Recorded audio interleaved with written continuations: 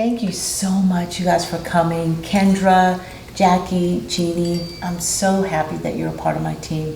I'm so proud to have you wonderful ladies supporting our clients. You're the best. Oh, thank you. Happy holidays. Happy holidays. What do you see the most of around the holidays? I see a lot of sadness, not always depression, but just sadness and underlying tone of sadness. Some people feel like their families have a lot of expectations that they haven't met. Some people don't want to go or want to be around their family members for the holidays. It's like, hey, I'm not going. I don't know what you're doing, but I'm not going. I'm not, you get a lot of that. And that left out feeling. Right. Oh, yeah. Outsider. And sometimes it can be anger too at sort of demands or expectations that they feel they need to fulfill for a family. So like you, Kendra, it's not so much depression for me as a life coach. It's more maybe sadness or the anger, and then sorting through what's theirs, what's their experience of the holidays that they're looking forward to. So they don't lose that, because that's the sad part, is with these other emotions and conflicts, they can sometimes lose sight of the big picture. They can, and we work on that. But it's easy to do. Tell you, This Is Us just does a lot of damage. My clients watch that show, and it conjures up all these feelings of family and what it's supposed to be like. Jack is the perfect dad. And when that show came on air, I got so many clients referring to it. And during the holidays, I think that we really expect family time to be good, and we know for many of us it's not. Yeah. That it's a time of triggering where they're feeling all those past wounds come back, or like you said, the expectations, Kendra. It's like, why can't we just have a great holiday? Why can't we go into the holidays and not talk politics? Or why is it that every year my sibling and I always get in an argument? And so, those expectations just do a number, whether it's kind of those idyllic, like, this is going to be the year.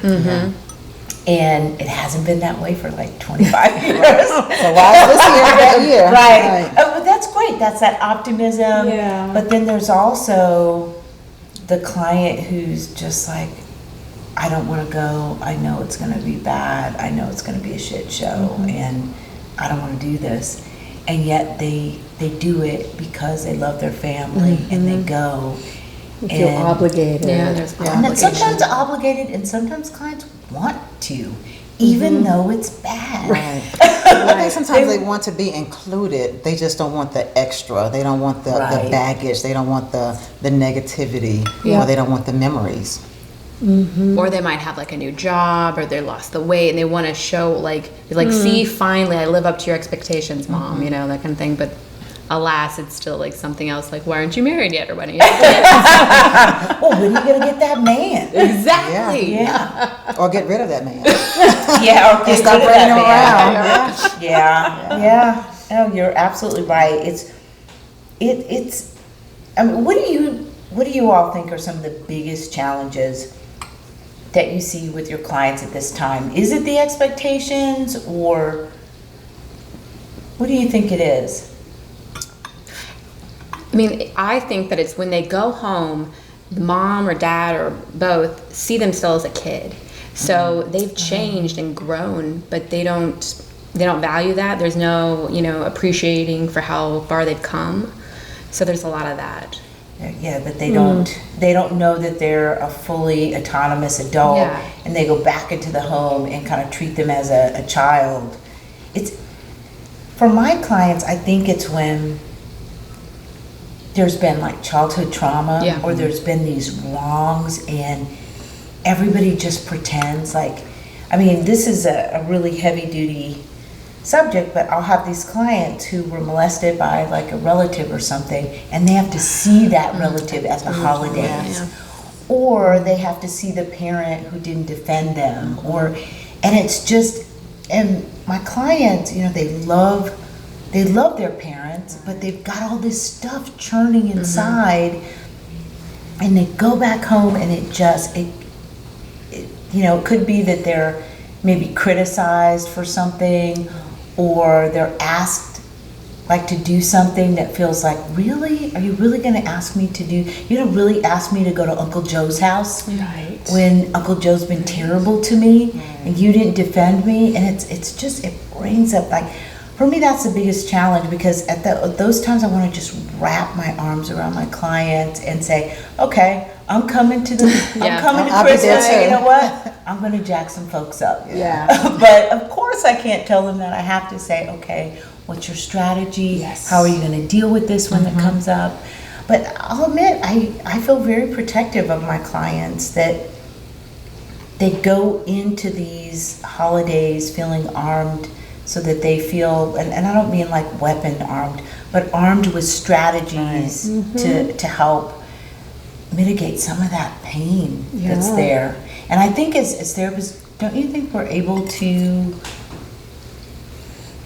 help people with their expectations so that they don't get caught in that? Get caught off guard. Yeah. Oh, yeah. Yeah. One challenge I find is when clients are preparing to go home, and they already know if so-and-so says this is, they're already preparing for the battle, even though the battle may not be real, the threat is not really there, but they're preparing for it just in case, and they don't allow themselves to enjoy that day or that moment because they're already ready. They won't let their guard down. That's a good point. Yeah. But Jackie said something about preparing clients and giving them different tips and strategies. Oh, yeah. So I had a client who was struggling with addiction and going back home to a triggering environment, not having the support structure, like that was hard. So we had to formulate kind of a plan on what to do, and kind of like the boundaries. Like that's a big issue, especially, for our clients, knowing when to say no or knowing to say, okay, I'm going to come and enjoy the festivities, but I'm going to stay at a hotel because I can't take you 24/7. Right. Yeah. So- making Love sure you, that but they're sorry. taking, no, it's fine. Same idea, but I'm loving you and I'm loving me first. Yes. And I know I need to be in an environment that I can control perhaps more. For somebody like you were talking about with addictions, just being able to control their environment more to have a win. And otherwise it's sort of, changing the expectations. I know I had a life coaching client a couple years back who really had this tension mounting up right before Christmas, because the next day the mother-in-law was going to come into town, and the shopping had not been done, and this is very high-powered executive who was managing the home together with her husband, but felt that there was decorations that had to be done and this and that. And when we really mapped it out, all the things that were causing so much stress, and then looked at what was going to make Christmas magical for her, it really came back to she and her husband and their 2 daughters. Right. And so then it became more of a playfulness, like what are we going to do together? And it's really a magical that this can sort of shift the focus completely, and the prioritization becomes, this is what's most meaningful, this is what I'm going to do. And it meant the world to have not just Christmas, but the days before leading up to it being peaceful. Yeah. Yeah, so it was just really an honor to work on that with her. Yeah, I can see that, how just getting her focused in on what really mattered, what she cared about. I think that my clients who are, when they have a nuclear family, for me that really works well.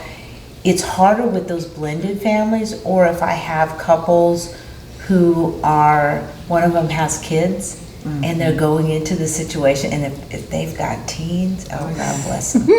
God bless them, because the teen is going to, and not all teens, let me just be clear, I don't think that all teens are this way, but sometimes they're angry about having to spend the holiday with one And they parent and not challenge the that. other, and then I've got Look this for weak points. yeah, this new person that I don't even know, and my mom or dad is saying that they're super important, and I'm like, I don't have to talk to that person. And that's really, it gets tough, because I get one person who says, why aren't you defending me? Your kid didn't do this, or your kid was rude to me. And you're saying I'm important, but why are you allowing that? Yeah. And the person who's the parent is kind of stuck. They're like, okay, I'm going to address it, but then what do I do to make my partner feel supported and not make my kid alienate my kid. It's really tough. So the more strategies I find, the more that we just even role play it, just break it down to its essence, helps clients to form, again, back to expectations. Here's what we're gonna do if this comes up, so that they feel armed. They go into that situation feeling like they can tackle anything, so that they're not totally disrupted by a 15-year-old, Hijacking the holiday. Yeah. Or any day, because that could happen. Any day, but especially around the holidays. Yeah. So I think we're all agreeing that a plan is necessary. Yeah, I would, what do you think that your clients should know? Like, what's the best piece of advice you could give them going into the holidays? My best piece of advice would be to know which routines you need to have you feel that your energy is at its best. We're saying the same, self-care. Right. But especially at this time of year, because there's more entertaining, there's more likelihood of being out late, not getting, a certain number of hours of sleep. And then there's all those expectations. And so definitely when things get busier, that's not the time to see me as a life coach less. Right. You want to turn it up more, because that's going to only make the road smoother. And so I'd say that would be the advice I'd provide. Make sure you keep your routines, the stuff that makes you feel you and whole, and like you're just so happy. Keep it up as much as you can. That's such a good point, because I get these clients, this is one of my faves. You know what? I'm really mad at him, and we're not coming in. I'm like, really? Really? Your strategy is to not see your couples therapist. Yeah. That's a classic for me.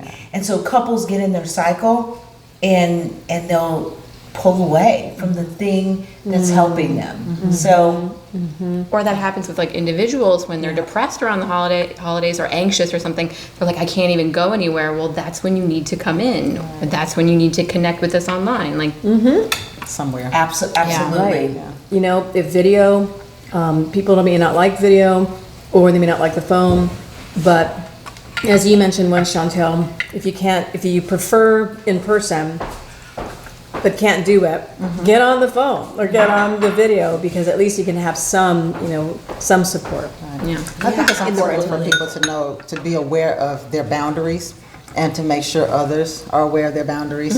And because you have people who will test your boundaries. Oh, gosh. And try to circumvent your boundaries. And so if you've made your boundaries clear, then they should be able to, or they should respect your boundaries. And if not, then be prepared to make adjustments. Not adjustments to your boundaries, but adjustments to how you are receiving that person. Yeah. You need to stick. There needs to be not consequences, but you need to be firm on where you're at and not be flexible and be consistent, because they're going to keep on trying in different ways to test you, just like you said. Yeah, absolutely. So I think what you're saying is one of the big takeaways is see your therapist, practice good self-care, set expectations. See your therapist. See your life coach. Yeah. Yeah, and set those expectations, get a strategy in your hip pocket, because otherwise people feel like they're in free fall, because their expectations and the reality of it, they experience this dissonance and things start to fall apart. And the last thing you want to do is, hey, you know what? I've been really working on my anxiety and depression, but man, my family's triggered me. I don't think I want to see it. I mean, this is real sarcasm, but I get that. Right, I'll have some individual who's like, I'm completely overwhelmed by work. Yeah. We've got to get these things. Okay, well, let's get on video. Let's talk on the phone. Let's get in the office. Let's work on that. And it always happens that once they do decide to make that time, they finish the conversation saying, "I'm so glad I did this." Yeah. Because now they've been heard. They've got a strategy. They have those expectations. They have the boundaries. They have all the ability to move forward in a new and different way. But I have to say, I sometimes feel like I want to be stuck in my stuckness. Yeah. So You just want to cry, be miserable a little bit, and eat bit. ice cream and be like, Yeah, so we understand that. We completely understand thank it. you. Yeah, about you can, just getting, I mean, some of us getting stuck and staying there is it's really, sometimes we make a choice to do that. And it's like, oh, okay, I know what to expect. And you, I guess, kind of walking in the door with an attitude. Oh, yeah. So like, what Yeah. are some things that you do to get unstuck for yourself? What are your tried and true? Get around like friends that will tell me the real deal, like tell me, won't, BS me, will challenge me, like challenge my way of thinking. Just don't like tell me what they think I need to hear or something like that, or what I want to hear. So other people unstick you. Well, yeah, I mean the ones that the ones you can count on to have a good reflection of who you are, not just everybody. I mean, different. Oh, yeah. I don't think there's any point in time for a therapist or life coach that they just can't check in with someone, whether it's a good friend that's giving you that good feedback or another therapist to help you, because you may get to a point where you can't navigate the waters, or you need someone else to give you a fresh perspective. And being able to check in with that friend who's just going to tell you, no, you're really off base.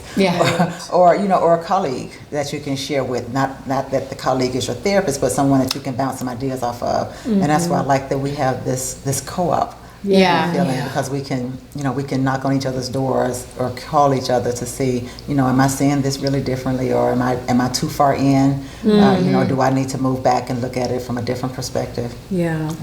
I mean, that's why we're lucky. We kind of get our little mini sessions for ourselves, just like talking to each other.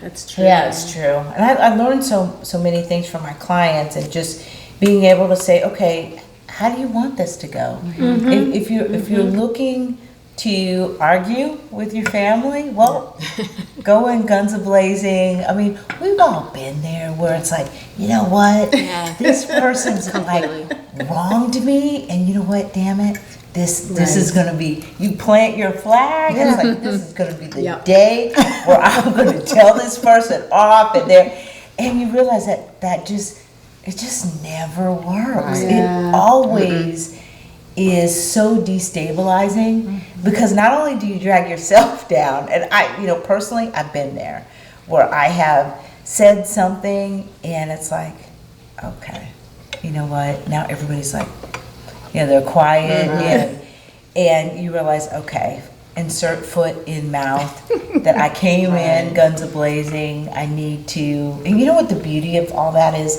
If you do, you can always say, I'm sorry. I want to begin again. Right. And that I really know that I've got a different frame. I saw everybody's faces, and this is not the way. And be that I wanna sincere. feel. Yeah, absolutely. People are much more forgiving when you have some remorse, and also just that it's real.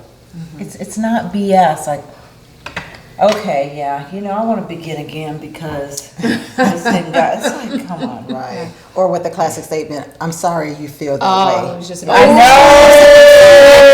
love that one. That's like, sorry those are you feel that fighting way. words. You're just gonna, that is digging in. That totally is digging in. I'm sorry you misunderstood me. Right. Sometimes for me, it's getting a good night's sleep, or just giving myself something that's kind of warm and cozy, so that, and then maybe even saying, hey, I'm going to watch This Is Us tonight. And then I'm going to tomorrow morning wake up, because I'm a morning person, and really give this another go, whatever I'm being stuck about. So sometimes it is that, and I totally get it too, like just picking up the phone to say to a friend, I know I'm heading this way, can you, talk me out of this. But part of that means I need to know what those tendencies are in myself. The tendency to kind of like procrastinate, or dig my heels in with a tough situation, and not have a forwarding conversation. And that comes from introspection, and from having a partner, whether it's a therapist or a life coach, to really kind of know those parameters, know all those parts, of me, to function better, to be able to kind of be in high functioning mode. And then I think it's also important, like with all the planning and having boundaries around the holidays, is kind of monitor like how much you're going to drink too, because we can always insert foot in mouth if we have too much. So Yeah, no, you're absolutely right, because Right. I get so many people who have these, drunken arguments. yeah. Yeah. And they're dug in. Yeah. And they normally wouldn't say it as bad as they Absolutely. did, or they would say it a different way, or completely not at all. That's a great point. That's, I And mean, once that's a it's- huge, once it's sad, monitor your it's drinking. there. the toxicity of it, the facial expression. It's a little hard for the non-drinking person or the target of the message to shape that. And so sometimes with that, like pre-planning, you're heading to a holiday party and just knowing I'm having, I need to have one, I need to have two, whatever your limit is. And remembering why you're doing it. Yeah. Because you're And trying what to do do you no have to harm. offer to the person who is often the target of the drinker? If your partner is the drinker, the one that over drinks and that has too many glasses of wine or too many shots of whatever, and the person coming to you is the target of that, what do you offer that person for the holidays, to get through the holidays? Oh, yes, yes, Oh, yes. I get what understand. you're saying. So you're Right. saying my client is the person who is the target of the spouse or partner that's drinking That's and saying overusing. things and Right. overusing. Because they have to get through the holidays as well. They sure do. Yeah. And so that's where we talk about boundaries, what they want to experience, and like you mentioned, repeating it and setting and repeating so that it stays, so that it sticks. Finding alternatives for themselves so that they're taken care of, because that's not a good feeling situation. Right. And understand, like, holidays or not, it's not you. Like, it's they're not picking the wine or the liquor or the good time over you. It's just they might be struggling with their own issues, with like addiction, or even if it's not addiction, but they just go really all out on holidays. You got to know that doesn't mean that they love you less. It just there's a problem they have not addressed. Right. Well, and we were talking about binge drinking a few weeks ago, and how that's a really, some people think that there's some discussion or debate about whether it's an addiction or not, but you've got to get back It to is. functionality, and there's some special ways to treat binge drinking, and so I know you were mentioning that's not something that Yeah. I work with people It's on. not one of my specialties Right. either, but I know it's Jackie's. Yeah, I have dealt with that like in practice and in past experiences. So there's plenty of like different ways you could approach it, particularly like motivational interviewing, and that's more like one-on-one with the person who's trying to affect it. And now like people are even working on moderation. So if the client isn't yet willing to come to the table and say, okay, I'm going to abstain, then you kind of meet the client where they're at. And then you work on like moderation and how, again, it's like a plan and boundaries and consequences, and just really mapping that out really well. Because that doesn't negate the motivation to change. Hard to- It's not a all or nothing. No. Because not everyone can do that.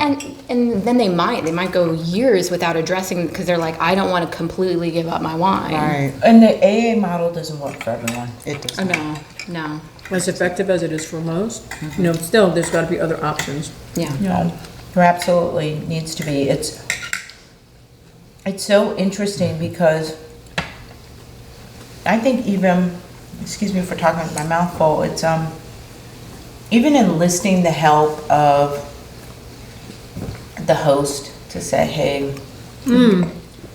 what can we do about this? And Yeah. that's also a way of, if you're going to be the target of that, Right. or even if you're struggling with an addiction, to be able to say that, hey, I don't want to have too many glasses, here's what I'm, so please don't refill my glass. Or, That's a good idea. Having that communication up front. Yeah. yeah, absolutely. We've been talking a lot about what you do when you go to your parents' house or relative's house, but guys, I have lots of clients who are in other parts of the country and they're not able to get home, and this can be such a lonely time for people. Again, mentioning, we should hashtag this is us, because we've been mentioning them, Gotta just see like- that show. I stopped watching not seen it. You did? I'm like 2 seasons behind. Is it after like the It's house fire or so Yeah, I something saw like that. that? It's Okay, thanks. Spoiler alert for anybody who's watching this. No, that was, yeah. Okay. Doesn't everybody know it? No. Now they but do. anyway, we don't. But no, no. You saw it here first. Well, we don't. We haven't said what happened. No, as a result okay. to the house There we go. fire. So Chantel, how do you motivate and encourage your clients who can't be with their family members during the holidays? You know, I have clients sometimes who will say, I don't have anyone. And what I start challenging are those limiting beliefs around, I don't have anyone. Who do you have? Who's in your sphere? Who can you connect with? And, then I'll get, well, I don't want to be a party crasher. And so on one hand, you're saying you don't want to spend the holidays alone, but you're upset because you may have to connect with somebody that is a friend. And I think that when people say they don't have anyone, oftentimes they're talking about a significant other or a parent, but they do have people that love them and care about them. Or even if it's not a relationship that's built on love, but it's built on a friendship, shared beliefs, then it can be joyous to spend time and fellowship and breaking bread with other people. And so I really try to help people see it in a different light. Because if you're gonna go in with, I'm a third wheel and, people just feel sorry for me, you're not gonna, you're not gonna go into it really enjoying it. And the holidays really are about connection. Connection, and it does not have to be with a lover or family member. And so really changing that frame around who do you have in your life, who's there, who can you spend time with, and to do that it's okay, that it's okay to want to be around other people during the holidays. Doesn't mean you're needy. I always use thunder and bourbon. I know how much you love that, Kendra. My dogs, the reason why people love dogs is because they're unabashedly, you're my person, I'm so happy to see you. But as human beings, we just forget that we need people, and it's okay to have friendship, to have a great meal, that it feels good. And if your mind is full of limiting beliefs, you won't be present. And the thing that we need to help our clients do is to be present during those moments. Yeah. It's kind of like what you were saying, like if you already think something's going to pop off or something's going to happen or something's going to be negative, it's almost like a self-fulfilling prophecy a little bit. So if you think it's going to be a miserable holiday, then you'll do actions such as like staying at home rather than going to like an office party or something like that. I'm sorry, go ahead. Also, or make yourself unapproachable. So Yeah. that no Like one will invite attitude? you. Right. You Like go to the work. Resting bitchy face. Bitchy face, Make yourself unapproachable so no one will ask you Yeah. to the party. And that way you'll say, well, they didn't ask me anyway, so no, I'm not going. Yeah. I was just thinking of like the office assistant, Lexi. She was talking earlier about how she goes to this like place where she dances and meets friends and even strangers. She starts talking to them, and that like she's just a ball of fun. So there's no excuse not to like be open and engage with other people and enjoy your time. Yeah, she has an expectation of everybody here, makes me feel safe and fun, and it's just dancing here, and we all have a good time. And she's gone there for 4 years since she moved to Atlanta. So it really is the expectation that's going on there, which is super cool. And if you have someone who's struggling with depression over the holidays, if they can't engage at that, because that's a high level of engagement. level. Yeah, that's true. For people who Lexi's isolate. an extrovert too. Lexi is an extrovert, but someone is, if they're an introvert and they're isolating is their go-to, then I encourage people to do something, even if you have to go to, I don't want to say this popular restaurant, but for every holiday they have a nice buffet, and they will Four seat you. Seasons has a great line. They will seat you with other people who Oh, who so may be they single. just They'll seat you just almost kind of by blend you themselves. in, and so you're by yourself, but you're not by yourself. So say the restaurant, because then they'll know. No, you're not going to say it? But I just think it's a nice concept, or even if you just go to somewhere and get some food, but you're getting out of the house. And You're getting out and you're mixing and mingling with someone. Because there are so many traditions of light and coming together because of the time of year. Yeah. So to the extent we want to remember, we're kind of still animals, even though we're humans. Like and thunder and so bourbon. Yeah. We need contact. people. we need Right. that contact. Yes. And you might get it by picking a new, coffee shop you haven't been to and just get some tea and kind of get it through osmosis if that's where you're playing at, which is perfectly fine, whatever you need. So yeah, I think it's just that time of year, and that's why there are so many traditions, Kwanzaa, Hanukkah, Christmas, that have a very big element of light, of bringing light in its physical form and metaphorically to each other. Right. So, Yeah. yeah. It's so, my clients always use this analogy, like my clients are like, I'll say, well, maybe you can spend it with a coworker or somebody, or you always talk about this person. And I'm like, oh, I'd never ask that because that's not me. I'm like, okay, so it's not you, and it's okay because it's not you. You can still take a risk and, see what that person is doing for the holidays, and maybe they want to come over to your house. It's okay to take a risk. My favorite is my clients love to say, that's not me. And I said, oh, that's not you. So is that you saying that you're unwilling to try? Because people use that's not me as a way of staying the same. Right. And that's And the whole reason they're there, so like they can evolve. So them saying that's not Exactly. me, they're denying their ability to evolve. Yeah. So I say, just A because you willingness don't to try. want to do Yeah. it doesn't mean that you shouldn't do it. And that good old comfort zone, right? That's been used before. I know. But just the fact that we all have that, but the change occurs outside of that comfort zone. Yeah. And so that is when change occurs. Oh, So yeah. giving it a Real chance, change. giving it a chance, and seeing if it might be you, because you never know if that coworker you're talking about could end up being a great friend, or even if they're never a friend again, but they had a fun night, or even an adequate night. An adequate night might be okay Adequate, right. than watching Yeah, This it's- Is yeah. Us. Yeah, I love This Is Us, by the way. Hashtag This Is Us. It's just, it's interesting because I see a lot of physicians. They may be the most overrepresented population in my practice. I see a lot of physicians.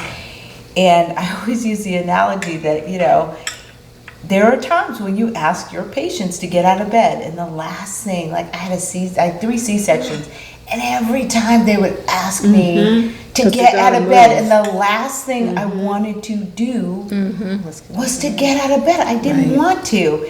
And we know getting out of bed and doing other things in the bathroom actually up the prognosis. That you're going to be, that they know that if you're up and walking around, that your prognosis is better. And so, yes, the last thing I want to do, I may even experience some pain. And whenever I say that to my docs, I was like, oh, okay, okay, I get it, what you're saying to me. Because they know that they ask people to do things that may feel a little bit painful, but ultimately, in the long run, that momentary pain in the long run gives you a healthy prognosis for your life. And that's what we're trying to do. We're trying to challenge our clients to get out of their comfort zone, to, what you're doing is not working. Right. So you're going to have to do something, and it's going to feel awkward. It's going to feel not like you. It may even feel a little bit painful. And yet, man, this is what you're here for, to challenge yourself and to do something different.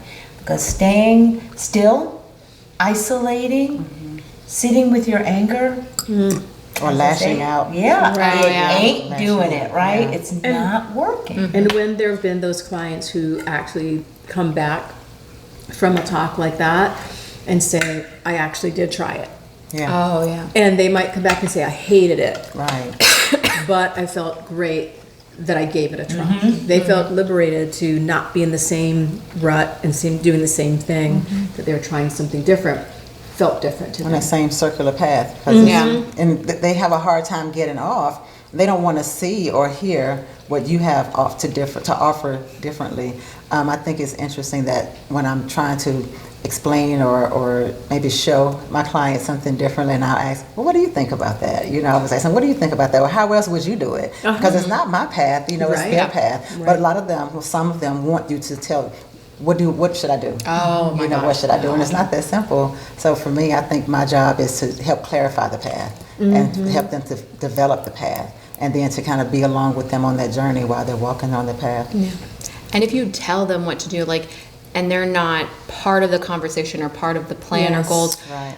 they may or may not follow it. So when they're like actively participating in a plan or actively participating in how they can change and what works for them as baby steps, it's so much more successful. Yeah. Even if a client says they're going to go out to a coffee shop during the holidays or meet a friend, that's a big deal for some clients. And we need to celebrate that. Yeah. I think also holding clients accountable for what they want is not always easy, but I think it's necessary to talk about the discrepancy from what they came in, because I always keep track of what my clients want. What is their goal?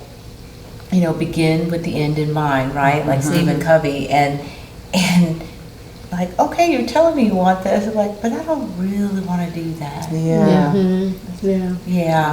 I don't want to take a risk. Can you just give it to me? The magic cure. Yeah, I'd like to talk about it, but I want to put that into action. Yeah, so it's we're there to celebrate with our clients, to help them understand, like, okay, what'd you learn? Did this meet your expectations? What would you do differently? And to get them really actively engaged in this process. That's where, like, I love that I'm a coach and a therapist, because I do think that that's where it gets really powerful and dynamic. That coaching is really oftentimes in the present, and again, Kendra does a lot of trauma work, which is so important to go back, because clients have that opportunity to heal themselves because they couldn't get that healing from their parents and so forth. So when I talk about that, I'm not, I want to be really clear that I highly value the work that you do. I also like being in the present too, and being able, what life coaches do in terms of saying, okay, here's what it is, and you said you want it. What are you going to do now? What can you do now? I mean, Eckhart Tolle, the power of now. Like, what are you going to do with this moment? My clients love, especially my couples clients, they love to talk about what didn't happen, and they love to relitigate those arguments. Yes. And sometimes a partner will be like, I really understand you. Like, I'm talking to Jackie. I really understand what you're saying, Jackie. And Jackie will say something like, well, remember that time? I don't know why it took you so long to get there. Like, it's like, okay, you are missing this moment because you want to be right, or you want to relitigate the past. They're doing what you asked them to do right now, but you can't take it in. So it's really an interesting time that we're in. And what do you guys think about clients who have different political views? Oh, gosh.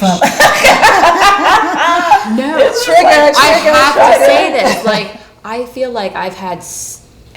never before has political views and this charged environment that we have been a problem for actual clients. Like, this is an issue. It's like kind of like depression or anxiety. I mean, honestly, like, they're having issues with other people that are important in their life. They might have differing views, or they themselves are uncomfortable with whatever climate that they're around. Right, it's a safety issue.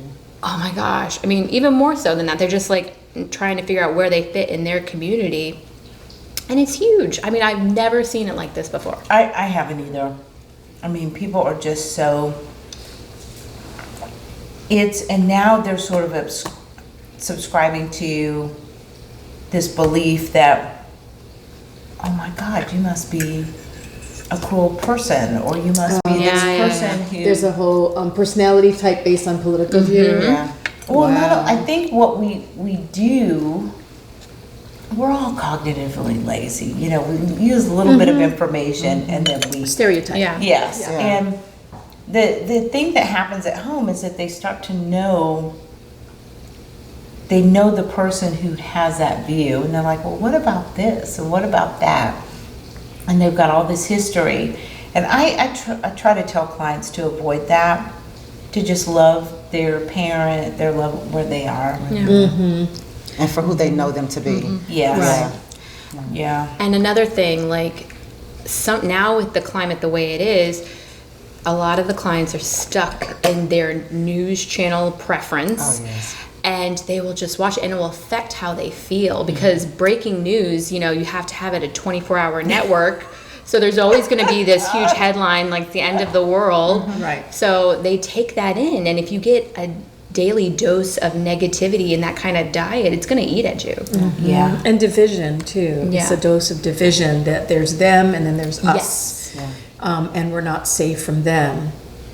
So It gets disappointing at times. I mean, I have two aunties who are really amazing. Who, I think you all know, I was adopted by my grandparents, but my mom had myself and my sister, and then my two aunties didn't have any children, and so we're like their babies, And so I'm really lucky because I have all these people who mothered me, and they have very different political views, and the two sisters do. yes, and they nice. talk. They're like just a kumbaya, like coming together. But I will tell you that the one auntie that I have, that we're more politically aligned, is what's interesting is the other auntie I'm actually slightly closer to. I grew up with her. We're only 15 years apart in age. And so she's my auntie that I'm closest to. And yet the other auntie, who I'm still close to, but we are more politically aligned, every once in a while we get in our zingers, and it's not nice, and we really, and so then we have to stop and say, this isn't cool. I mean, I wish I could say that I'm always above the fray. I try to. I meditate. I want to be that person, and 90% of the time I am, and sometimes I get triggered, and I'm like, how could you? I love you so much. Why do you think this way? I don't understand. I mean, we don't get in arguments, but I will tell you, man, oh man, it definitely, it makes me sad sometimes. It does. It makes me sad that she sees things so differently from me, but I love her. It's just that you don't Same. take not to, but some people, like Jeannie said, will take a me versus them or us versus them approach. And I can't love my family member because they believe what this person is saying. Yeah. So they're all the way wrong. Exactly. And I'm all That's the way the jump. over here. Yes. Yeah. All the and way it separates wrong. families and keep coworkers apart and break up friendships. Yes. Keep people from doing, I think some of the things that we see in our society now, school shootings, mass shootings, just a lot of different things, kidnappings, it makes people withdraw and isolate more. And so whereas you may have had someone that was right on the cusp, I'll go out sometimes, and so when they listen to this 24-hour news network, and especially in Atlanta, because we'll have a news, 4 o'clock news, 5 o'clock news, 5:30 news, 6 o'clock news, news will go on for like 2 hours, and it's like out of the 2 hours, an hour and a half is all bad news. It's all bad so news. And negative. so it's difficult to motivate a person to get out, to explore your community, to get involved when they go home and turn on the TV and it's just an hour and a half of bad news. Yeah. So guys, what do you think about New Year's resolutions? For me, it's important to get clients thinking about new beginnings. And that old saying, I love this guy, Neil Prasharisha, who did, I think it's 1,001 amazing things, that he says the glass is not half full or half empty, it's refillable. And so now we've got, refillable. Isn't that awesome? And so that's what we're going to do at the beginning of the year. I typically, you all know that we get clients, we get a lot of new clients in the beginning of the year. Good times. And so are you all thinking about things to do to help clients? What do you suggest to your clients who are saying, okay, it's the beginning of the year, I want to do something new? I try to help clients look at what goals you want to achieve this year, not just one singular thing that they're going to focus on or obsess on, but do you have a goal to spend more time with your family? and then we can talk about how that will look, or what changes you may need to make, or do you need more help. But in terms of those types of goals, not just one, I'm going to spend 3 days a week with this child for 20 minutes a day, and sometimes they'll just get narrowly focused on one thing. So if we could just think of a goal that we can continue to work on and change and move the ball down the road. I mean, I agree with that. Sometimes like SMART goals, depending on the client. Like SMART goals, or what I mean by SMART is like specific measurable goals are good for a certain type of client. Whereas others like kind of work organically with this big idea. So, I mean, it's good to check in, and it's good to kind of work your way backward a little bit. Again, not be so narrowly focused, but still keep, the end result in mind. Yeah, that's always good. Absolutely. We tend to get those clients that are hard driving professionals. That has been the typical. So when you say SMART goals, they really resonate with people. Yeah. And there's so like a lot of, I don't know about you guys, but the professionals or the individuals we get, a lot of them are like very driven. Some of them are perfectionists, and that can be hard in itself because they're so hard on themselves. They have anxiety. I mean, so also managing like the goals, managing expectations, like why is this really important for you, and can you enjoy the here and now while still trying to achieve that? Right. Don't forget here. So getting back into the present. Yeah, the like, present that's experience huge. you're talking about. And that's a part of the SMART, the attainable. Yeah, like Make something realistic. don't wait to be happy 9 months from now when you finally got that goal. Do it now. Do it now and experience it. And for me, whatever it is that they're focusing on, I really have us focused on energy, because I think knowing when you have the highest energy in the daytime, what needs to happen, where this new habit can be placed, so that it can happen over time and you'll get the results you want. So kind of gaming that out by knowing themselves and their energy. I always like to do that too. That's so important. That's really important. Setting realistic goals is I think as life coaches or as therapists, it's so important. I think that people overestimate what they can do in a week or one day. True. Yeah. But they underestimate what they can do over 3 months, 6 months, or a year, the changes that they can make. And so really setting realistic timelines are so important for people, because I get a lot of clients, again, because we get those hard driving professionals. Those are my clients even in my couples work and in my individual work, and they want it now. They're people who just get things done, and it's like they forget that that's where, like Stephen Covey, we were talking about, that the important but not urgent happens, that systematic working, it's almost like a curating or a cultivating of something that you want that happens over time, has just absolutely dynamic results. So holding our clients to those standards are going to be really important. But what's exciting is, the best is yet to come. Yeah, totally. There's always an opportunity to make a shift. Thank you so much for spending the holidays with me. Sure. I Thank you love for you having guys. us. And here's to Happy our holidays. Yeah, This is to our clients and clients. to the happiest team. Yeah. Yeah. Holidays. Cheers. I miss you. Okay.